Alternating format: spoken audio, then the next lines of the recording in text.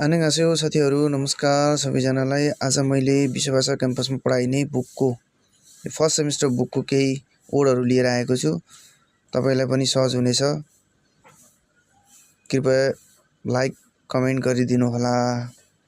नारा country, Nabi butterfly पुतली, नुगु हु कुन, नुना भनेको दिदी, थारिमी भनेको आइरन, मरी कपाल, हियर मोजा ह्याट टोपी, फानाना केरा, फाजी पाइन्ट, फसु बस, फिनु साबुन, साजा भनेको सिंह,